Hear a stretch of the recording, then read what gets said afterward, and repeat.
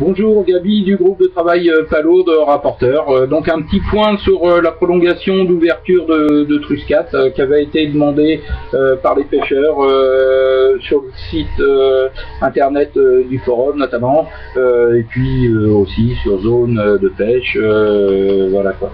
Donc comme vous le savez, on avait fait un petit sondage groupe de travail pour vous demander votre avis sur cette prolongation. Vous avez été interrogés, certains d'entre vous. Donc on avait posé la question sur notre sondage, prolongation d'ouverture de Truscat.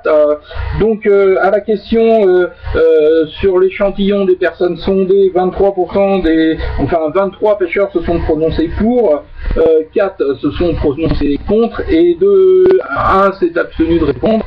Donc ça fait une large minorité de gens qui sont pour cette prolongation. Donc voilà, on avait aussi posé la question, à quelles conditions voulez-vous que ça ouvre, si ça ouvre. Donc les gens avaient dit en forte majorité, ils ne voulaient que ça ouvre uniquement que si le quota qui avait été défini n'était pas atteint. Donc il n'y avait que 5 personnes qui ont refusé de se soumettre à cette condition pour se prononcer pour l'ouverture. Donc quand même une large majorité de gens qui ont voulu que ça ouvre que si le quota n'était pas atteint. Et l'autre condition qui avait été aussi proposée pour une ouverture, une prolongation d'ouverture, c'était est-ce que vous voulez que ça ouvre? Oui, d'accord, mais est-ce que ça doit ouvrir uniquement si Noyalo ouvre en même temps? Et là, les gens se sont prononcés largement en majorité d'une ouverture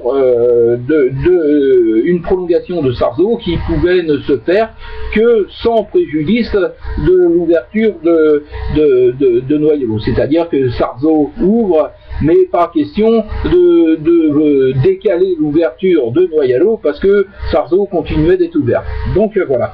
Donc on a pu proposer lors de la réunion de la commission Bivalve, cette proposition-là a pu être prononcée par le groupe de travail sur l'enquête pour examiner tout. Donc la commission du coquillage s'est prononcée pour et a été d'accord pour ce principe d'une ouverture, d'une prolongation sans préjudice aux pêcheurs de Noyalo. Donc sur la base du fait que le quota n'était pas atteint, d'après Céline, seulement 80 tonnes ont été déclarées aux dernières déclarations, alors qu'on a un quota de 200 tonnes, donc on a largement de quoi continuer. L'autre argument qui a été pris en compte par les membres de la commission, c'était qu'en ce moment, il y a pas mal de cas. Cet hiver, ça va péter dur parce qu'on a que des grosses, beaucoup de grosses, une majorité de grosses. Les grosses, elles meurent plus vite. Ça, on le sait tous depuis longtemps. Bon, voilà quoi. Donc, le principe a été admis.